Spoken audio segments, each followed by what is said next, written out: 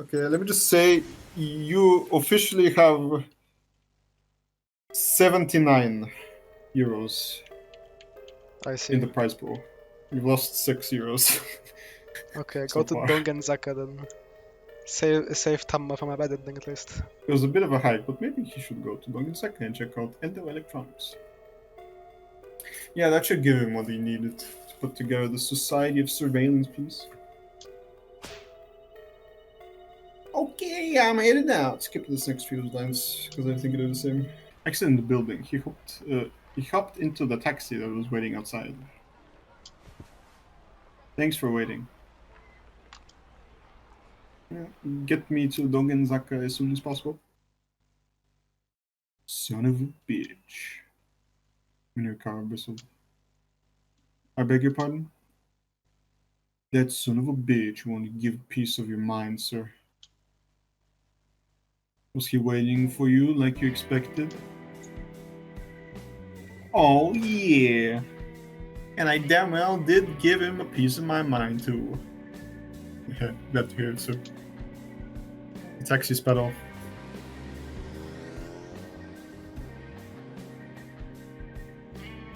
Very cool. Good ending. Bro got his payment. Maybe. Minakawa pulled out the proposal and looked it over again.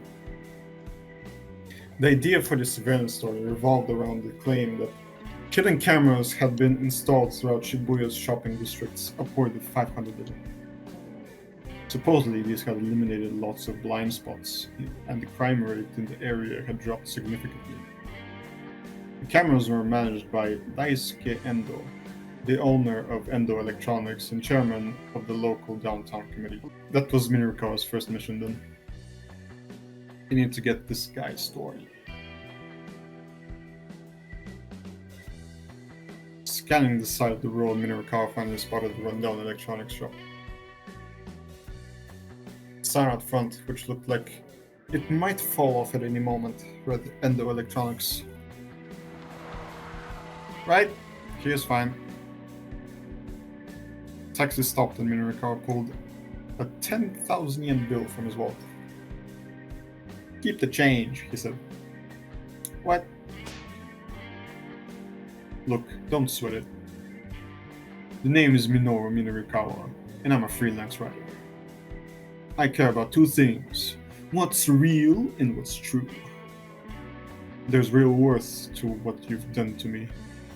That there is a token of my appreciation. It's not much, but please, take it. Minurikawa slid out the taxi and headed for the electronics store. Bro is... Bro is him, I don't know, man. He's got so much aura. He has aura. Inside, and the electronics looked more like a mountain of hoarded junk than an actual business. Towering piles of ancient appliances stretched towards the ceiling. Old television sets with dial knobs leaned against computers with 5-inch floppy drives. This one's for the Zoomers. For the Zoomers. What possible use could there be for all this outdated stuff? Mr. Endo, are you in here? Minurikawa called out. Nobody came to greet him. Shop was definitely open, though. Surely... Hey, Mr. Endo. Come on, I know you're in there. After a short wait, Minurikawa heard sounds from the living space behind the shop. A door opened to reveal the tired-looking middle-aged man. Yeah, what do you want? Are you Mr. Endo? Minurikawa asked. I am, the man said, guardedly. And I'm sorry, but I'm in the middle of something at the moment. Could you come back tomorrow, or... Please just give me a minute. I'm a freelance writer. Name's Minurikawa. Bam! Minurikawa showed Endo his business card. I'm writing an article for 4-Star General Gossip. A magazine piece, huh? Precisely. So if you could just have a little of your time today... phone rang, cutting him off before he could get down to business. I'm sorry, you'll have to excuse me for a moment. Endo reached into the closet and pulled out the telephone. Hello, Endo Electronics. The proprietor listened for a moment, then raised an eyebrow. Yeah, that's a problem, alright. Alright, understood. I'll try and get a hold of the customer then. Endo set the receiver back down. What was that all about? Mirko asked. Oh, yesterday I sold a dry ice machine. The manufacturer just called to let me know the model is defective. Defective? Apparently, once it starts making dry ice, it won't stop. I need to tell the customer I have to recall the machine and refund their deposit. Please give me a moment. Endo sifted through some sales slips, read the number of one, and made the phone call.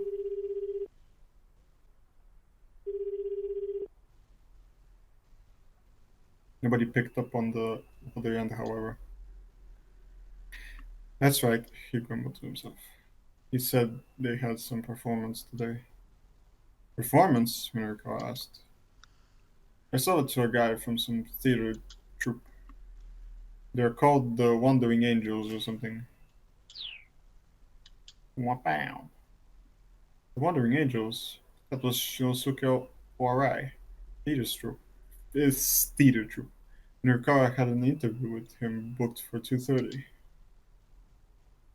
Anyhow, what can I do for you? Mirko hastily explained what he was after, and gave him a dubious look.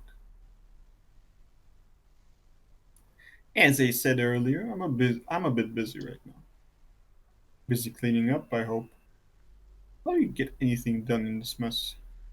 Why are you this rude to all your interview subjects? 5 minutes! Just give me 5 minutes of your time, please. You've got to be joking. Go on, get the hell out of here. Endo headed for his back room in a huff. Fine, I'll just have to write about what you've already told me. Namely, that Endo Electronics sells defective merchandise. So what are you implying? Did you or did you not sell that theater troupe a defective piece of equipment? Look, I'm gonna get in touch with them as soon as... I'm betting they're in a hurry preparing for the performance. I doubt we'll be getting through to them today. Endo bit his lip. Now that I have your attention, Mirko said, let's make a deal. What kind of deal? I'm meeting with a member of the Wandering Angels a little later today. I can let them know about the dry ice machine for you. In exchange, all you have to do is give me my interview. And scrawled. And where's your proof that you'll be meeting with the Wandering Angels? I might take advantage of a guy when he's down, Mirko replied. But one thing I'm not is a liar. The shopkeeper took a few moments to think about it. Fine, he grumbled. 5 minutes, that's all you get. 5 minutes is all I need. Mirko whipped out a notepad out of his coat like he was drawing a gun. Then let's get right down to it, shall we? Go right ahead. So I hear that over 500 surveillance cameras have been installed throughout Shibuya's shopping districts. Yes, that's right. Why so many? We used to have a lot of delinquents in town.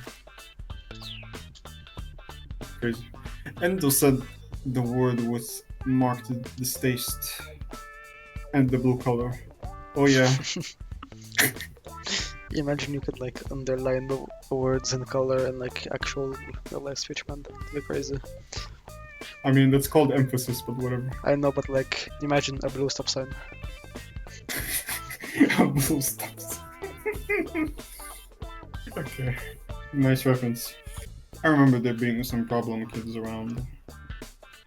They were real punks. They vandalized my signs, made a mess of my storehouse. They were just awful. I see. Mirko scribbled diligently in his notepad. Heck, my own son put together a sort of vigilante squad to help teach those punks a lesson. Wait. Vigilante squad? Whoa, hold up right there for a second. Minakawa jutted out his hand to interrupt. This guy's son was part of the Vigilante squad? What's the stroke of luck? Maybe he could also provide some info for the article of the gangs of Shibuya. But didn't I check them enough? Sorry, I don't mean to get too far off topic here. Could you tell me the name of this group your son belongs to? They call themselves SOS. I see. Prided themselves on being the top gang in Shibuya and all that. The top gang in Shibuya? Did I really just hit the jackpot right here? Not to pat myself on the back, but go me. All I have to do is step outside and the story finds me. I think I might be a natural at this. As it happens, I'd also like to interview people from SOS. Would you be able to put me in touch with your son? Yeah, sure, whatever. But you should know that my son... I see. Yeah, not yet, bro. You haven't gotten to that point yet. Oh, Minakawa hesitated. Guess he's of no use to me then. Oh, believe me, I know how you feel.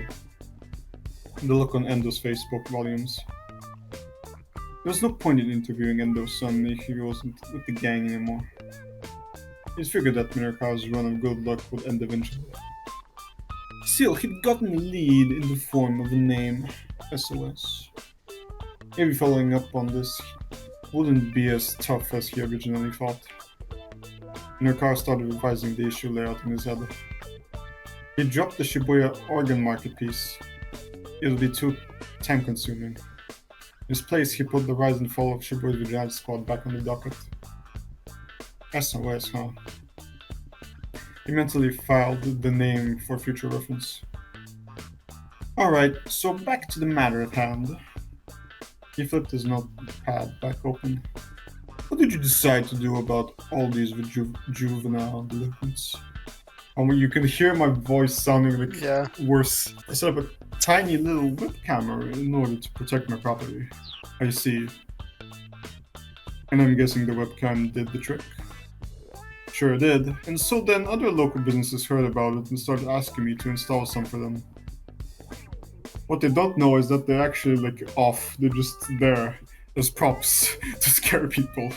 It's true, it's true. Web cameras aren't particularly expensive, so it wasn't too tough to set them up all over downtown. So who's in charge of these security cameras? Members of the downtown business committee take turns. The cameras are connected via a wireless network that business owners can access throughout the area. Hey, you missed one. There could have been red text. I know I missed it. I didn't accident. Okay, there you go. Are you happy now? Red text. The entire joke of the series is going to be a full text. It is. How's your security for this wireless network? Oh, no problems on that front. Endo seemed surprised at the question. All the footage sent over the network is fully encrypted. What if there's bluer text in the blue text, bro? Dark blue. Still, people can't feel too good about being recorded on camera without their knowledge, don't you think? Minakawa asked. The shopkeeper's expression darkened. I hope to strike a balance between crime prevention and protecting individual privacy. Uh-huh. And who determines what that balance is? Minakawa let out a note of challenge slip into his voice. That would be me. I've been entrusted with the management of the security cameras. I see. So essentially you're providing your own moral oversight. Are you implying that I'm abusing my authority? Endo shot back. I'm doing this in the name of public order. Right, you've had your 5 minutes. Now get out of here, bruh. The shopkeeper stood up and held back. I'll be sure to let the Wandering Angels know about the dry ice machine, Minakawa called at the closing door. Nope. Okay. There's plot now in the blue text, which is skipping. Bro, I don't. Continue the episode of here. You can go Lacus. I'm not reading all that. Yeah, no, I'm not reading Bro, all that. what the fuck? Why is there a separate plotline in my fucking information text, bro? That's some bullshit. The main plot. You have to stop the kidnapping case. Blue text subplot. Blue text subplot is like how do you make this shit up, man? Blue text subplot. SpongeBob, but we need to save Bikini Bottom.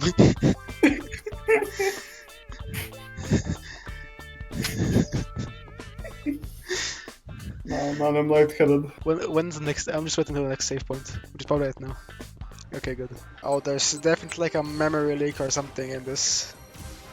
Holy. I thought there's just so many fucking squares, it's lagging, I don't know. Well, in the game itself it's fine, so this doesn't matter really. Like when I'm down here it's running fine, when I move up it starts lagging. I mean, it's supposed to run on the Wii, so I don't know. Yeah, this was a jump to Achi, we haven't done much Achi, but let's do Tama first. Did I mention this is a Wii game? No, we didn't.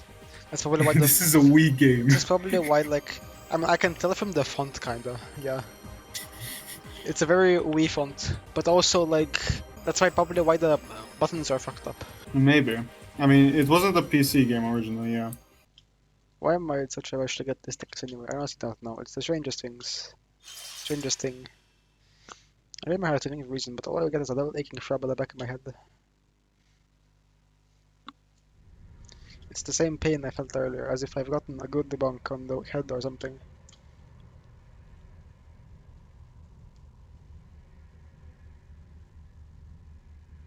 Are you kidding me? I think you can do Kano, maybe. I don't know.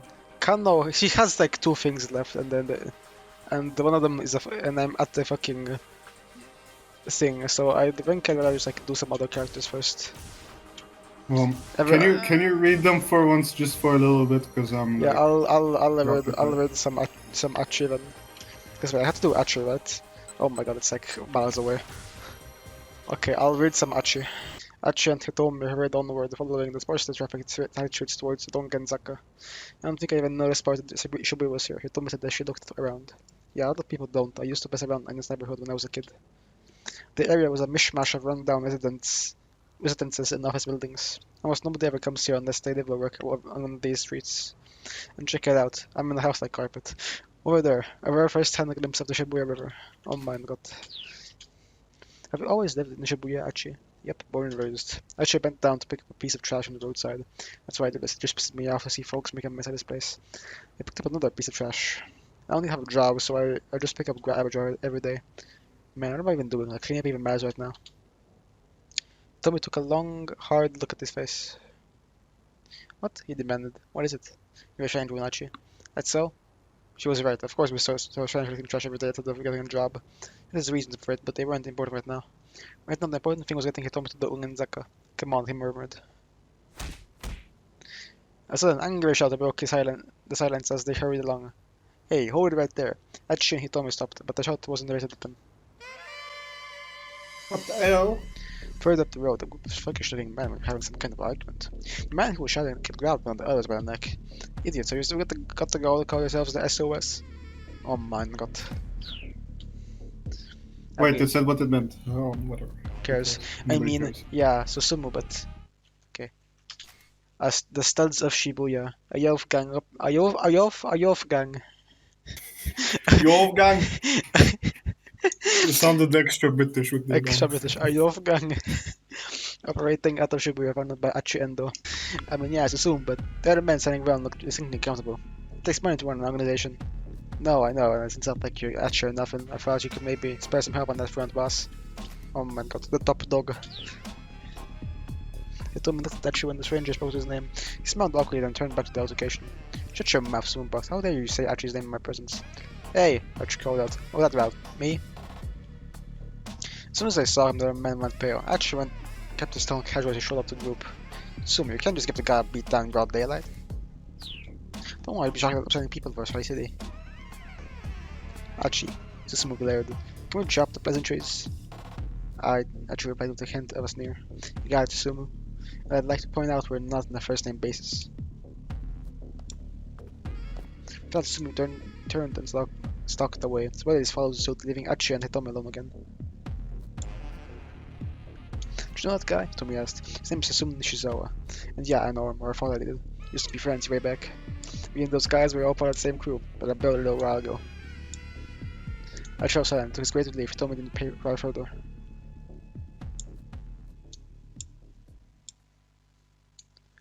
He's so Western. He's so Yeehaw. Achi and Hitomi had It's so good, honestly. Achi and Hitomi had gone a short distance earlier when he caught sight of a man picking something up alongside the train tracks. Oh, I wonder. Achi went over to him. Hey man, are you picking up trash by any chance? Huh? The man let out a panic shout. Man, Taisei Yasuda. I'll just hook him, man. Sorry, it just kinda looked like that's what you were doing. Oh well, yeah. Yeah, I'm picking up trash, of course. The guy seemed pretty unnerved. Like, I just got thinking, man, this place is filthy. Lie down! Achi clasped the man's hand in his own. Someone else who gets it. You do? Totally. I see how distracted with the place and I can't stand it. Oh yeah, sure. The man breathed a sigh of relief. I can't stand it when someone throws something away when it's gonna be useful. Hear that? That's the spirit? Aha. I pulled out the trash that he had stuffed in his pocket. Here you go. Huh? Go ahead, I love it. The man looked dumbfounded. You should go around picking up trash around here, but I got a little thing I gotta do today. You got from here, I'm calling you. What? Actually, I'm kind of... Great, thanks. Achi beamed in approval and rejoined Hitomi and then headed on down the street. The man let out a sigh. Fine. Who is this man? Slipping through a narrow back alley, they came out near the top of Dogenzaka. Achi looked down the hill but didn't see a blue van anywhere. She and Hitomi started making their way down the whole Shibuya station. Hitomi muttered to herself. I don't see it parked anywhere around here. Her face was at the furry. It was not hard to find street parking close to the station. Hitomi, hold up. Achi had an idea. He darted into a nearby soba restaurant, motioning for Hitomi to follow. Hey, he called out to the proprietress, a sharp-eyed middle-aged woman. You're looking for as as every day, I see. Oh, Achi. Are you done collecting trash for the day? The lady took a look at Hitomi, her eyes lighting up. Hello, Maki. Is this your girlfriend? Huh? Oh no, it's something like that. The proprietress was undeterred. Oh, she looks just like a model. She's a splendid image of me at that age. Mama, I actually got himself a girlfriend. It's not like that. I said it's not like that. The woman waved Tommy over. No, actually, a bit of math from him, but he's not the type of stool in the shade. He's a sweet boy. Okay. He told me to force a polite smile to her face. He'll try to lie, but don't you listen. Has he told you about Suzune? Man, please. Let's jump in on the conversation. Gotta hear me out. That's the most grandma's behavior. Well, that doesn't matter. I'm just trying to talk up to you good points. Have you seen a van parked around here? A van? Let me think. Yes, come to think of it, there was a blue one, she added confidently. Tommy leaned forward. Where is it now? She asked. That's not sure. I won't keep no silent on things outside after all. He told me slumped. I see. Her van in blue. Oh my god. Guys, it's the blue van. It's right there. Don't you see it? Guys, the blue van. the blue van, just look at your text box. I know it doesn't look it, but I've been quite busy today. The man who makes my noodles came by earlier to set accounts and we fell all over it. No head for finances, that's one. That's his problem, honestly. And on top of that, of course, my part-timer, Masa, has to have time today off, honestly. Achi frowned. Had she really seen a blue van, or was she just being chatty? No, I trust her. Yeah, grandmas be speaking facts. All the women who ran tobacco shops or noodle houses seem to have a knack for spotting details. I just decided to follow up some more. Was there anything unusual about this van? What do you think? The woman frowned, pausing a moment in thought. Aha, a fresh recollection shone in her eye. That's right, I never remember. I think it was some foreigner sitting inside. Actually, Hitomi exchanged glances. Yes, I'm sure of it. The man who makes my noodles had said he saw it too. Was there anything else? Hitomi asked. Not that I can remember. Hitomi hung her head in frustration as they left the soba shop. Actually did his best to cheer her up. Hey, we might still find the car. Let's try riding around here for a while. Just waiting? What good will that do? It's awful that they went looking for you when you didn't show, Achi said. Maybe they will come back, you know. He sat down on the edge of the planter outside the restaurant. Lugumino was already have the money, she said anxiously. Even Achi understood the implications. Not the crooks had to ransom, the hospital was nothing but a liability. Why take the risk of letting her go when they already had what they wanted? The situation was bad, very bad. Still, just running around Shibuya willy-nilly was only going to tire and frustrate him. Achi wanted to make sure Hitomi had the chance for a little break. We don't have anywhere else to look, so let's just give him 10 minutes, okay? He said. Hitomi seemed unconvinced. She looked like she might just march off down Dongin-Zek at any moment. And sometime must few, but you know what to say. Slow and steady, stay in same place. When's the race, you fucking idiot? Hitomi burst out laughing. What's so funny? It's slow and steady wins the race. Yeah. For real? For real? For real? Hitomi smiled and sat down beside him. Alright, she said. We can wait here for 10 minutes. The way she's smiling, bro, it's not that funny. What's the button to like? I thought I could like flashbang myself, okay.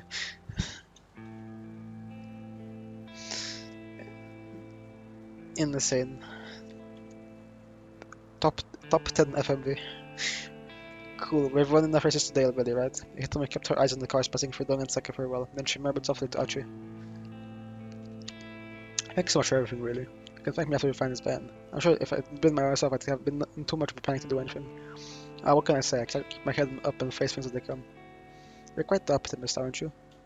Achi grinned. He tried to recall what optimist meant. He was pretty sure it had something to do with doctors or maybe lessons. Nah, bro. Nah, he's stupid. The shy, sweet look on his face just showed though. Might he figure it was well, it wasn't a bad thing, whatever it was. Cars drifted by one after the other. The sun also in a blue van. Yeah, because it's looking at the wall, you fucking idiots. After a while, even Achi began to grow impatient. This was starting to feel like a waste of time. And then, oh my god, blue van. He told me, look, there it was. Cause this is a massive time jump, bro. Like, why can't I got like something every 5 minutes and bro decided, nah, I'ma head out and just skipped like 20 minutes. I don't know, man. Like, it took 20 minutes to go to the noodle shop, maybe. Son. My son. son. Yeah. Could it be the blue van? He told me, look, there it was. Oh my god. A blue van appeared nearby, parked in a spot that had been empty previously. And she couldn't see who was inside, but there was definitely something fishy about it. Besides, there weren't any other blue cars around, so this had to be it. He'd been right, the cooks had come back after all. Better go take a quick look, Achi said. You wait here. But before he could carry out his plan, Hitomi jumped to her feet. For the word, she rushed towards the van. Hold on, I said wait. She wasn't slowing down. She held hold of her arm. Wait, this would be dangerous. What if the kidnappers in there? If my sister's in there, I have to go help her. Actually, knew full well what it was like to be impulsive, but there was one situation where cooler heads would have to prevail. We can just hang out here, she insisted. But if the car takes off again, that's why I said they can look first. But isn't that dangerous? If they do something to my sister because some random guy comes shooting around. Oh, huh. Yeah, you got a point. What must I do?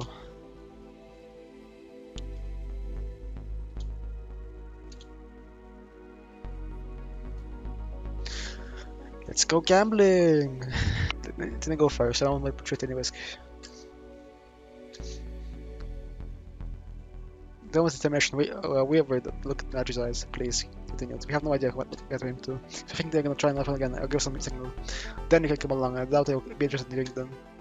The Tommy gave out a nod. Please be careful. Will do. And tell me if my sister's in there.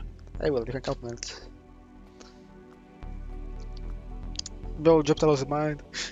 Archie stepped out in the open and started walking towards the van. He tried his best to look as if he wasn't paying any attention. Yep, I'm just an ordinary passerby. As he got nearer to he tried to sneak a glimpse inside. The van's like a dark window film made it hard to see what might be inside or how many people. Occasionally he moved closer to the still to get a better look. Yo, So what the second the door hell? burst open, several people jumped out. None of them were Japanese. Everyone was actually surrounded. Whoa, what? Hey, what's the deal? Archie said. I gather your chuckle. Man, that thing must be packed. How many hits you got in that thing anyway? He took another step forward to the vehicle and looked inside. And the man pulled a knife from No, his British jacket, man. pressing out in Archie's direction. All meant a simple threat. Oh my god. Nah, his teeth were too straight. But in fact, Archie went to the safety fence mode, kicking him right in the jaw. Oh my Yo. god. It was a little crack at his foot connected. The man dropped out like a light. But I started and rushed at him. But they sure hadn't gone as planned. Too late to take it back now. The damage was done. Actually, we should go and take out the rest of these punks too. He nimbly shifted his feet, evading the initial attack. I mean, to take these guys on 3-2-1 was gonna be pretty. Achie! He created Tommy Quarry out. Crap. He hadn't given any signal, but shit had come out of hiding anyway. He told me stay back. I was supposed to fight off 3 guys playing here at the same time. What could he do? What should he do? When moved, the number of faster by the other and the fight. Maybe they heard Tommy shouting. Hey, what's going on? Oh my god, they had a knife? The assassins and pretty squabble. Someone called the police. Some of them began taking photos with their cell phones. One of the men cursed the situation and signaled to his to get back in the car. Oh my god, did I do the right decision? Probably not. Oh my god, but was my sister in there? Who knows? Bad ending. Lamar. He'd failed. This was his fault, all of it. Actually, but this is hard. How could it possibly fix Tommy now? Actually, this voice was hollow, empty. I just sat on his feet like a scolded child. I'm sorry. I didn't see whether his sister was in there or not. Bad ending. It was so simple, a matter of fact, something that hurt. I'm so sorry. Somebody simply shook her head. The fact he wasn't even chewing him out made him feel all the worse. I know I messed up, but he was going to say I'll make up for it somehow, but he froze with fear at what he saw next. Across the street, showing at It's them, him. was the man with the cane. Told me it's him. They had to get out of here. But it's still a bad ending. He grabbed Tommy by the hand and brought her down Bogenzaka. The assistant was staying on his side of the road. I just wasn't sure what to do. Should they try to heading into the alleys and side streets again? No, it was more dangerous to head someplace where we were witnesses. Best to stick to Bogenzaka for now. The man will be able to gun them down if they manage to lose themselves in the crowd and get sent to a guy first. Besides, the guy had to use a cane. I think Tommy could outrun him. I like how there's a man running through the whole city with a gun and nobody fucking stopped him. Yeah, nobody cares, man. Hand in hand, they settled But a on knife, and through the intersection in front of the 109 building. Come on, Tommy, just a little further. Okay. He was panting, but she pressed on. I chose a glance back over his shoulder. Huh? He stopped in surprise. Is it not like I swear that guy is like in the background. He's in the photo of the fucking Musawa guy. I swear. The dude in the background. Yeah, that guy. I swear I seen him in one of the like a screenshot thing for the Sawa guy. Like the latest one. Think about who that is for a second. No, but like. Nah, No, I'm tripping. That's a woman. My ass tripping, bro. I'm tripping. Well, let's finish Archie, bro. Oh my god, man with gun. Why the soundtrack of this can go hard, bro? I don't get it. What's wrong? Somebody asked. The guy, he's not following us. The slope leading down the intersection. Oh my god, why is the intersection in blue? This is like Kuzei sending a message to off. Oh, okay. Strange, the gunman had battled to pursue, so there was no time to worry about his behavior right now. Tommy, can you still run? Yes, I'm alright. Then this is our chance, not this way.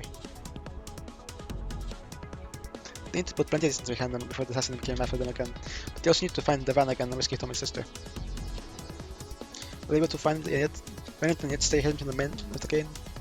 I wasn't sure one way or the other, but with Tommy in tow, he shivered one way along the center guy.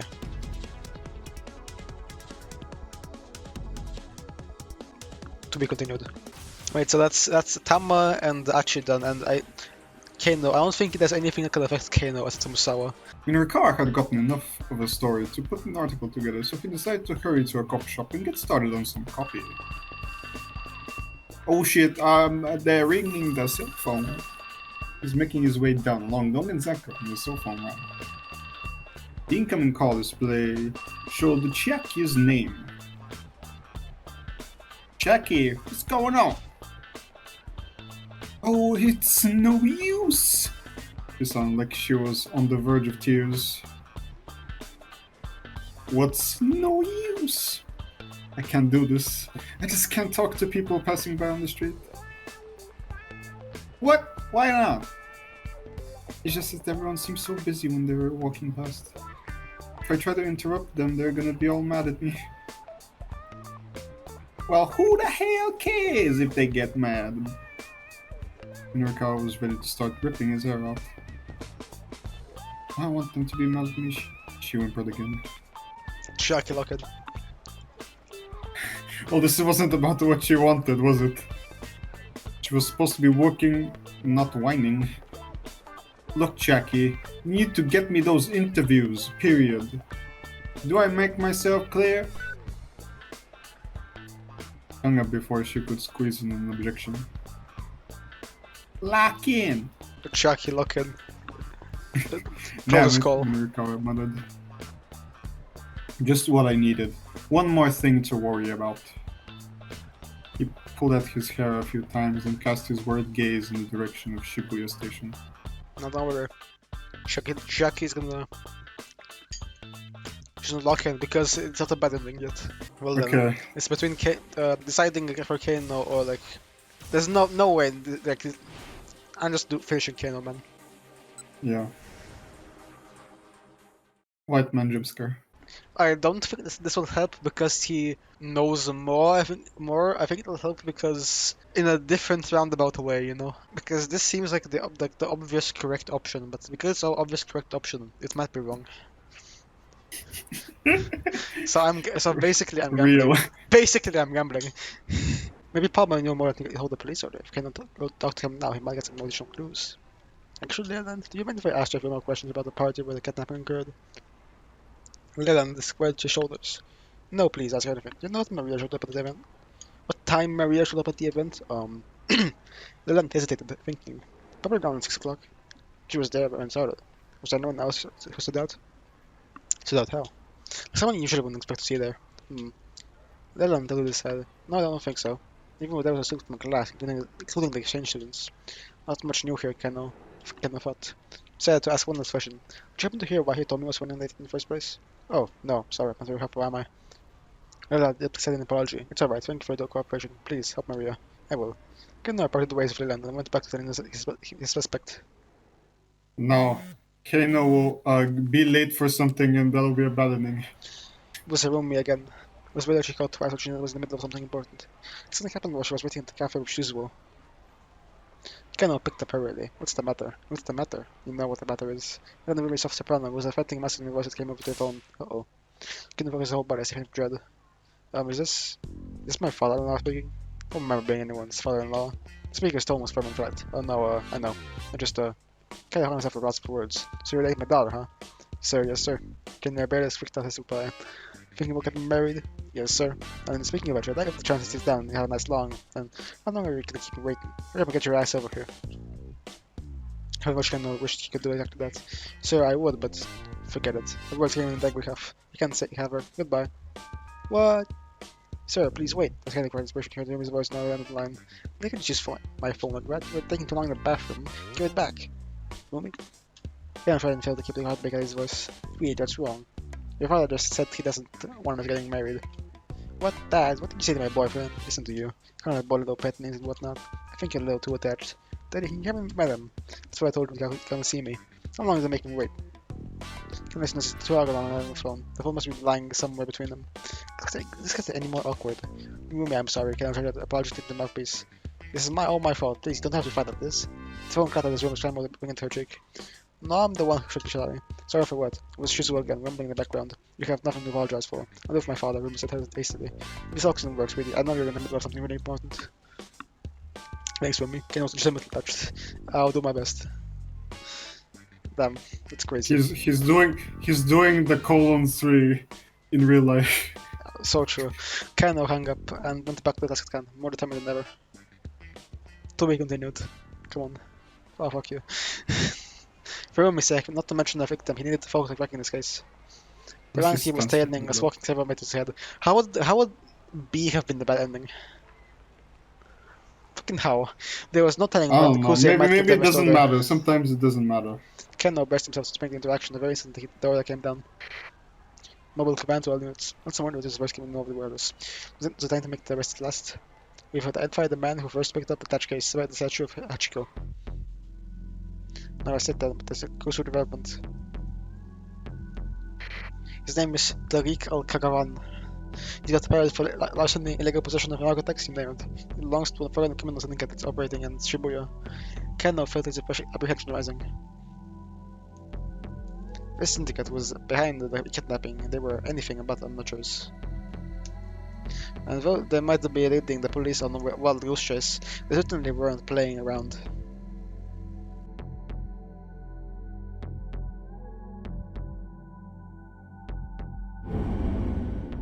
Osawa is the last one left. So I hope you enjoy reading. I hope it's very long, because this is like gonna be forever. Otherwise, it's like not untouched, bro. Why is Osawa even in this if he's like separate from literally everything else that's happening? I mean, it's important the plot in any case, because the shit, there's like shit getting revealed. Another faint knock came at the door. Darling, do you have a moment? It was his wife, Ai. Wife check. Give me a second. Osawa hurriedly closed the mail program. Even if this was nothing more than some sick prank, it wasn't anything he wanted his family to see. Especially not Ai. Alright, come in. But Osawa turned to see that Ai had already let herself into the study. The sharp sting on her perfume made him scrunch up his face for a moment. Have you considered the whole America thing? She asked. This again? Osawa thought sullenly to himself. Please, he said. Can we not discuss this right now? If not now, then when? You know this isn't a decision to just make on your own. On his latest business trip, a major American pharmaceutical firm had attempted to headhunt him, asking him to join them and be among the top researchers in the world. The money and prestige held no interest for him, and he was reluctant to turn his back on Okoshi Pharmaceutical after his many years of service. Nonetheless, he was intrigued by the offer. It would mean the chance to conduct his virus research in a much better funded environment. Taking the job would necessitate relocating to the US, however. When he'd mentioned the possibility of immigrating to Ai, she'd shot the idea down on the spot. Her opposition was understandable. Ai's father, Shigeru Miyamoto, was a member of... Oh shit. Shigeru Miyamoto. My dad works at Nintendo. Ai's father, Shigeru Miyamoto, was a member of Okoshi Pharmaceuticals' board of directors. No way he's going to let Osawa jump ship to another company. Darling, please. I drew in closer to him. Think about it from my perspective. If you leave for America, what am I supposed to tell my father? I've gotten so used to it, the grating line of ours. Divorce plotline. Have you considered what might happen to Okoshi if you leave, dear? We can discuss that once all this is finished. Osawa kept his voice as level as he could. You do remember that you're a director, right? I said. You have responsibilities. Stop thinking about yourself so much. Damn. With a sour look, I turned and departed.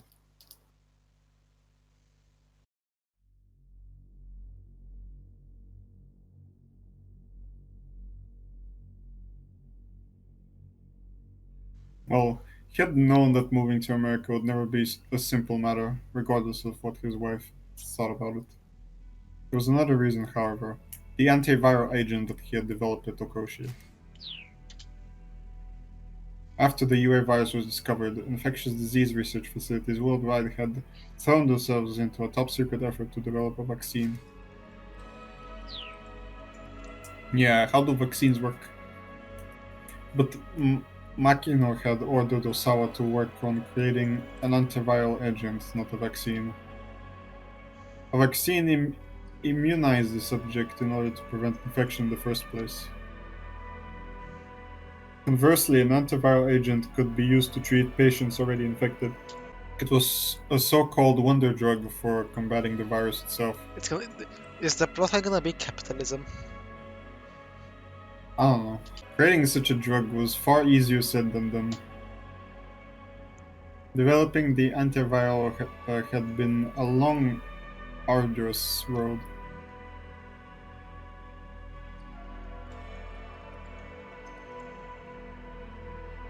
Only after years of research had Osawa's team succeeded in identifying a substance that might qualify as an antiviral agent, or EUA.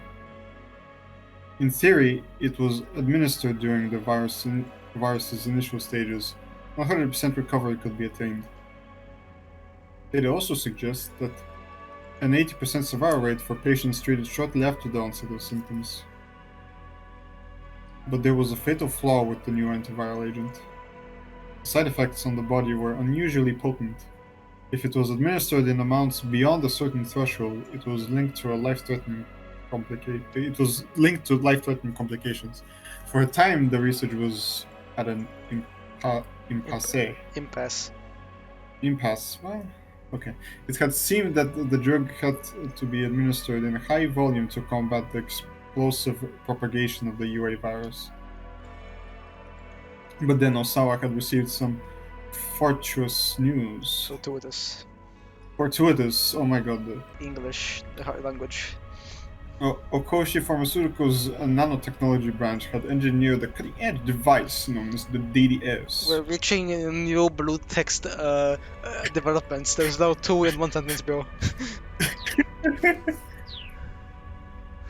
DDS drug system. I see. I mean, I don't know what the fuck a DDS was, bro. Oh my god. The same blue text twice. Yeah, what the fuck? Oh no, it's continuing. There's videos in the No way. Oh my god. Bro, this is some shit I see in my biology class. What the fuck you mean, bro? They got the media in the blue text. This is some crazy blue text development, actually. That's insane. Okay, had jumped on immediately. By administering his antiviral agent with the nanotech DDS, he was able to use smaller amounts of the drug to quash the UA virus with precision. The procedure was a huge success. There was a marked increase in the drug's efficacy, along with the expected decrease in adverse side effects. The effects had been confirmed via animal testing on monkeys. And now, the antiviral was ready for the final development stages, clinical trial in humans. Where is it? But the very existence of this new wonder drug was still a secret. I don't know why you're still clicking on them, because like, there's no red text anymore. It's just like instinct now. No doubt, Tokoshi's leadership would be reluctant to see Osawa, the drug lead researcher, transferred to another company. Still, it wasn't completely outside of the realm of possibility. Once the antiviral was out of development and announced to the public, Osawa would be free and clear.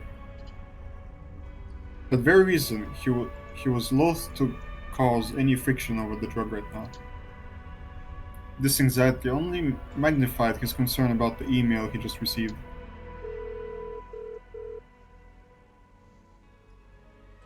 Osawa called up Tanaka over the intercom. There's something I want to show you. Could you come in here? He needed a second opinion, and Tanaka could be relied upon. Osawa opened the door the moment Tanaka knocked. He looked around before ushering his vice director inside. What's this about, sir? This. Osawa showed him one of the images. Tanaka's face went pale.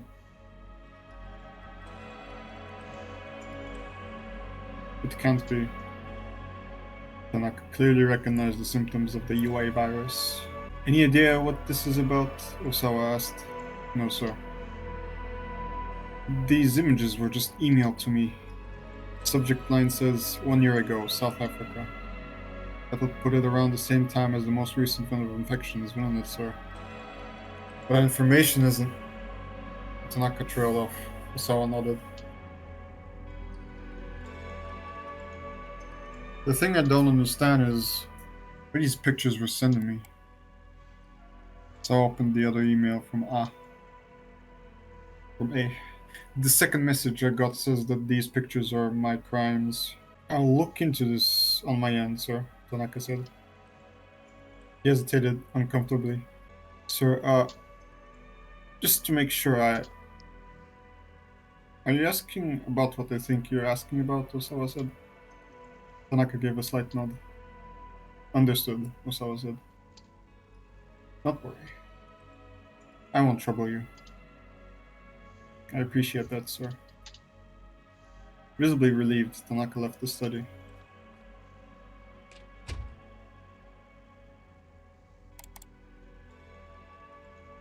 Osawa brought up a folder and marked UA virus on the screen.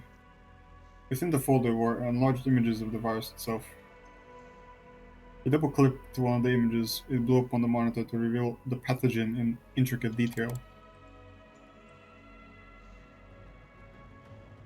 A specimen of the UA virus was approximately 100 nanometers in diameter. He had thousands of them in line would take up barely a millimeter. But a single tiny viron, upon entering the human body, could become 2,000 in an hour. That speed of multiplication was nothing short of astonishing. Even the Ebola virus had a typical incubation period of 7 days or so before infectees developed symptoms. For influenza, it was 1 or 2. But the onset of the UA virus happened in a mere 12 hours. Osawa viewed an image slideshow of the virus propagation mechanisms. It was a fascinating sight, no matter how many times he looked at it. Viruses existed to multiply, nothing more. It had no motives, no driving logic. Nothing but simple multiplication. To Osawa, that fact held a certain air of mystery. If viruses had emotions, how would they feel about their lives? He had thrown himself into virus research in search for answers to questions like that, answers that no man could truly know. His development of the antiviral agent had really been nothing more than another job responsibility. He felt no particular sense of duty to protect people from a killer virus. He was just happy for the chance to play around with UA day after day. Oh shit, boy. The email. This is like, uh, this is just like so separated from anything else that's going on. Yeah. It's just a different game, bro. What the fuck? What? I'm confused why this is even here. Context, bro, I don't know. Context for what, bro? Like, oh, It becomes everything is connected, okay? there's a kidnapping case in Shibuya. Virus that kills people in 1 day. It's connected, trust me, bro. Trust in the process, bro. It's connected. An email arrived in his inbox. The sender A. The subject line, 1 year ago, South Africa. Again. Osawa read the message. Do not look away. These are your crimes. This time, there were 4 images attached. So proceed to open each of them in turn. The dome. First shocked Osawa so much that he felt like he'd been punched in the head. One of the UA patients from the earlier images was being injected with something. No. Osawa muttered to himself. It can't be. Boom. The second image showed one of the infected hunched over in pain, vomiting up blood. The symptoms had already manifested, but Osawa thought he could see that some degree of life had come back into the patient's eyes. He rushed to open the third image. It showed a morgue piled high with corpses. The rictus of anguish on the dead faces made them look no longer human. Various fluids seeped from the eyes and nostrils. The lymph nodes were grotesquely swollen. The biology diagram, That's once crazy. again. There were hospital beds stained with massive amounts of blood and gastric fluids. Next came the fourth and final image.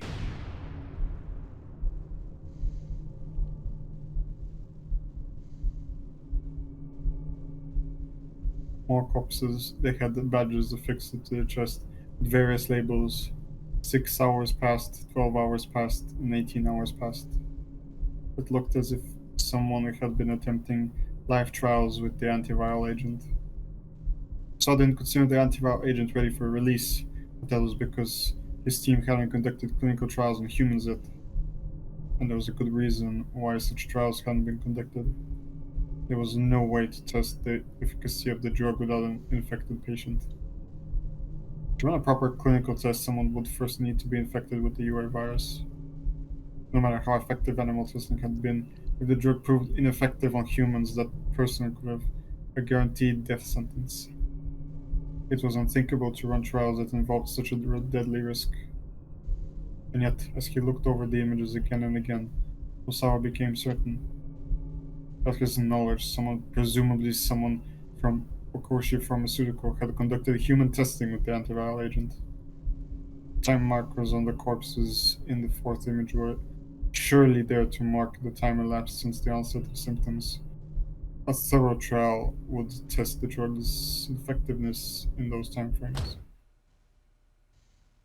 Osawa slammed his fist on the desk, enraged. This was nothing short of vile human experimentation in the guise of clinical testing. The people responsible could not be allowed to get away with this. There was only one person Osawa could trust to keep this under wraps: his boss Makino. He reached for his phone to call Makino. That sounded like a gun. Um, he's about to be shot in the back of the head. Hitman. Yeah, there's like 3 different plot lines where there's a guy like with a gun. It's true, it's true. But he stopped short as soon as he picked up the receiver. He knew he was in no state of mind to have a calm, reasoned conversation right now. Turning to the CD player, he put on Aya Kamiki's latest album.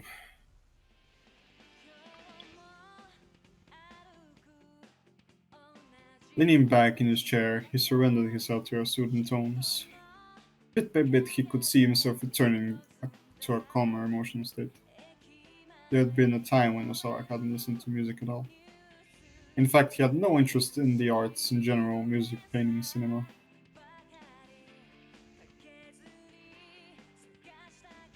It was only due to a simple coincidence that he had found Aya Kamiki.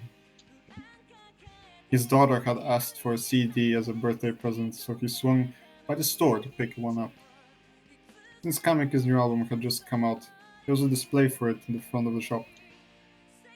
Something about the bright, colorful album packaging had drawn him in. After a time, Osawa could feel himself growing calmer. He took a nice deep breath. Nah, bro, stay locked in. Lock in, bro. He took a nice deep breath, then he dialed up Makino. It could be such an obvious bad ending, bro. Come on. Has there been any progress? Makino asked as soon as he picked up. His voice was somber. No, Osawa said. Nothing much yet. A tiny sigh came in from the other end of the line. I see. Then what can I do for you? Sir, I'll just get right into the point. Have you conducted clinical trials using the antiviral drug?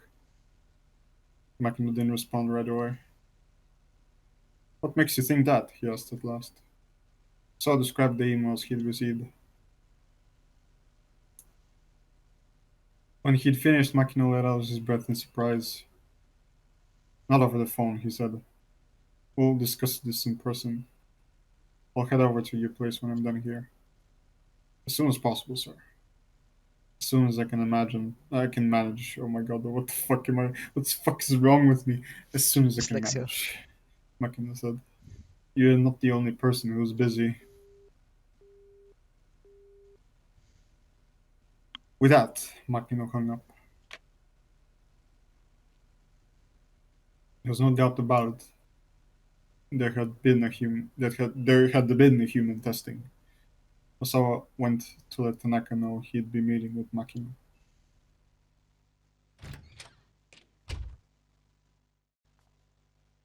Mr. Osawa, are you going somewhere?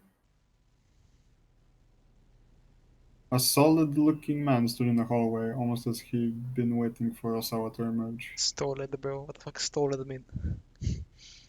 Huh? What the fuck stolid mean? I don't know, man. Bro, stolid. Bro, stolid. It was Yoshio Kajiwara, one of the detectives from the Shibuya precinct. He struck Osawa as a bit too soft-spoken and meek for a detective, really. And his treatment of the kidnapping case gave an impression of flighty detachment that made him seem rather undependable. No, not really. Have there been any developments, detective? Kajiwara shook his head quietly. Kajiwara shook his head quietly. I'm sorry, sir. I'm not really sure what to tell you. Kajiwara then slipped a hand into his suit pocket. Banana. A highly nutritious fruit belonging to family Muscaceae genus Musa. Banana. I can rhyme orange with banana. That's crazy. How do you do it? Bornana. Are you hungry? They are good for when you're tired. Potassium. I'm fine, thanks. Osawa said.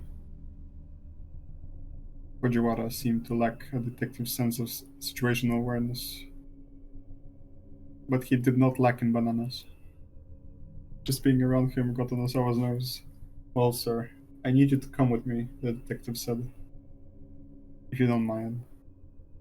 He took Osawa by the arm. As Kajiwara hurried him towards the living room, Osawa could hear other detectives talking on the other side of the door. He's working at a time like this. Seriously? Sheesh, I do not get rich people and their priorities. Yeah, I feel bad for his daughter. Her dad's a real piece of work. Nice. They were bad mouthing him in his own house.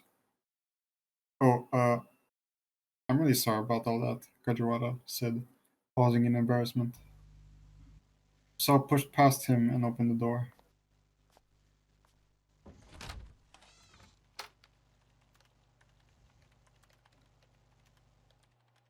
A number of police detectives have holed up in the living room. They were suddenly silent as Osawa entered. So tell me, he said sarcastically, would you rather I stay here weeping as I watch this disaster unfold? The detectives winced and grimaced. Forgive me for not being a perfect father, he added, his hostility building. Kajiwara stepped forward to intervene before things go out of hand. Now, let's not be touchy. I'm not being touchy, Osawa snapped. But he knew full well that he was. These guys had the time to sit around backbiting him, but not to go out and bring Maria to safety. Already close to half a day had gone by without any new developments. The ransom demand had come in the previous night at 8 o'clock. Maria had been abducted roughly an hour before.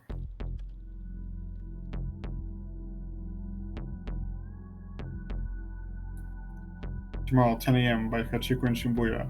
Have the sister Hitomi bring 50 million yen. If not, the girl's life is forfeit. The kidnapper called only once, so the police were unable to run the trace. I'll do it, Hitomi said. Anything for my sister. She didn't hesitate in the slightest at the suggestion that she make the ransom handoff. Osawa was staunchly opposed to the idea, but the police were of the opinion that it was better to acquiesce to the kidnapper's demands. Ai's reaction, on the other hand, baffled nearly everyone. We don't have 50 million just laying around. Are the police going to be putting that together for us? Kajiwara stepped in to reassure her. If it comes down to it, the police will be able to help raise the money. Okay, go ahead and do it. We need you to pay it back afterwards, though, of course. Well, then, what's the point of that? Ai's voice spiked up to a pleasing shriek. Calm down, Osawa told her. You're making a scene. I turned away in a huff. It's alright, Detective, Osawa continued. I'll talk to the bank first thing tomorrow morning and figure something out. At that, I stormed out of the room. Kajiwara bowed his head several times in apology. As soon as Hitomi has made contact, we'll apprehend the suspect and take things from there. What? Hold on. Won't that put Maria in danger? If we let the kidnapper get away with the money, we have no proof that he'll return the hostage safely afterwards. There was a certain logic there, also I had to concede. I see, he said. So you're saying that catching this guy will be easier for you if he keeps my daughters hostage? No, that's not what I was implying at all. Kajiwara wiped the sweat off his brow and bowed profusely. Bowed. At least, I promise we'll get your daughter back safe and sound, Mr. Osawa. Obviously, there was nothing to be gained from further challenging the detectives. Alright then. I'll let the police do their job. Osawa bowed even lower than Kajiwara had. Transitions. How long are you going to just loaf around? I shrieked as she stormed into the room. Oh my god. Hurry up and arrest this guy. He was becoming increasingly hysterical.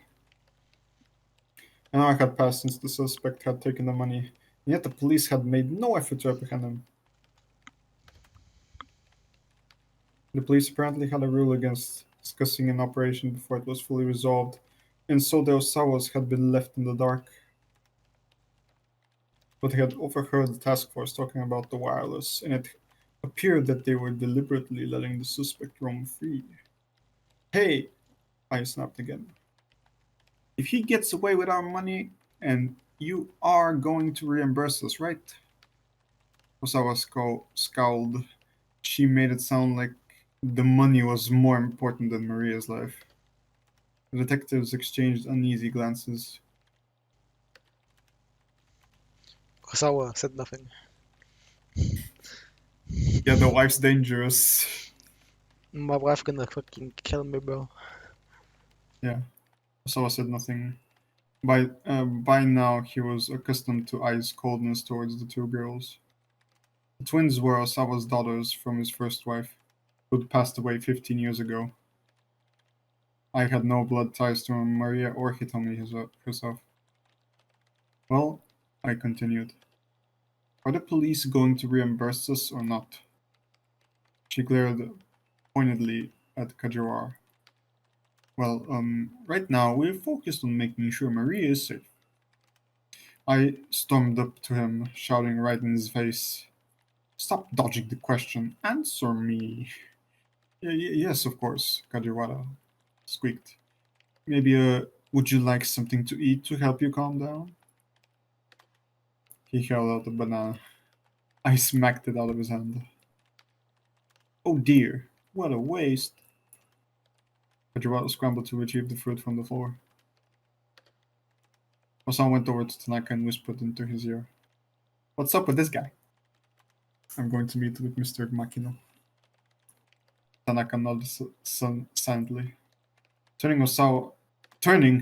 Osawa saw Kajiwara looking in their direction.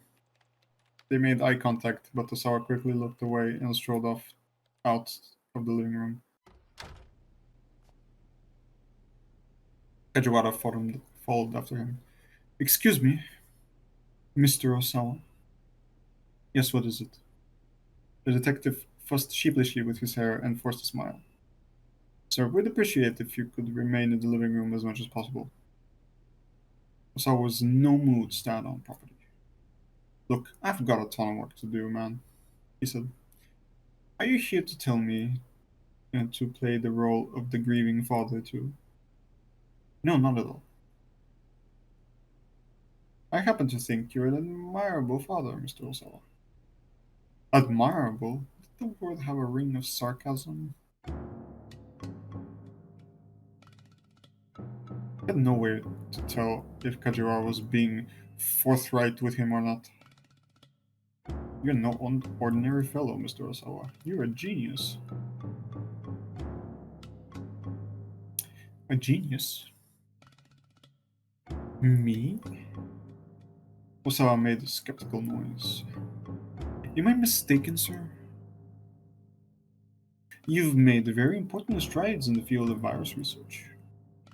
Or, well, so I've been told. Osawa wasn't sure how to respond. He had never considered himself a genius. He was just someone who was more interested in viruses than he was in other people. Everyone who's a genius is also a little bit odd, after all, Kajiwara went on. Probably, he'd intended that as a compliment, but still. And I mean, there's nothing wrong with weirdos. So long as they leave us ordinary folks alone, you know? Genius weirdo, what did it even matter? So long as he could be left to his work, he didn't care one whit how he looked in other people's eyes. Kajiwara wiped the sweat off his forehead with a handkerchief. By the way, what are you working on right now? I'm afraid you wouldn't understand if I ever explained it to you, Osawa replied. Right, precisely. Even if I gave it my full attention, it would still be beyond me. He peered with sudden intensity at Osawa's face. I'd appreciate if you didn't hide things from me, sir, he said. Osawa gaped at a loss for words. Oh, I'm so sorry, Kajiwara added hurriedly. Goodness, that made it sound like I'm accusing you of hiding something, didn't it? Wink. The detective bowed his head repeatedly. He's so obviously fucking Banana. bornana. I hope you'll forgive me. He held out the banana. That won't be necessary. How about this then? This time he pulled a bar of chocolate from his pocket. No thank you.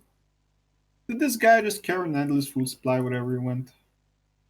Oh my, Kajiwara murmured. You geniuses really are tough to sort out. He inclined his head, mumbling to himself for a moment. What can I get for you then, sir? What I'd really like is some time by myself. Damn!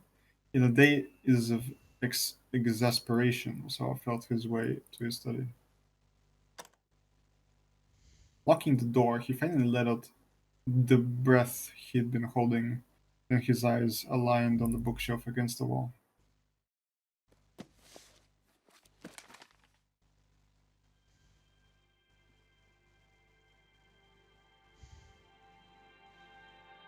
I He love my pulled out the family. photo album.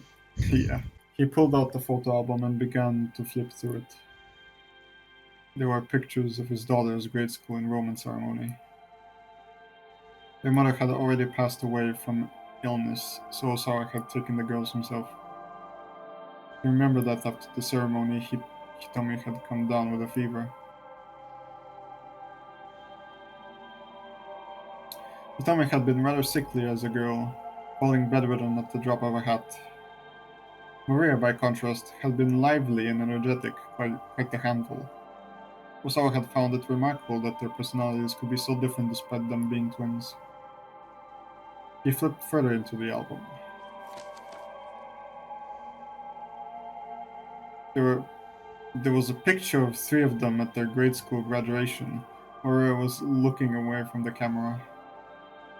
Osawa felt like someone had stabbed a dagger in his heart. His daughters or virology? Which truly concerned him more? Which did he truly love? It was ridiculous to try to compare the two. He'd known the answer before he even asked himself. Even so, human emotions were complicated and sometimes made people act inconsistently. One of the consequences of that was this photo album.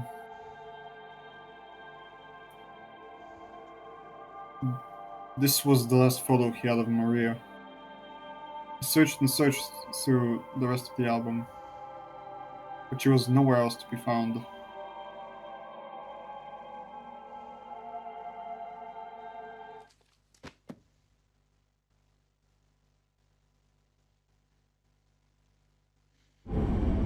That's crazy. Does this answer your question at least a little bit? How this is connected? Yes, but like, I still find literally every other story more interesting right now.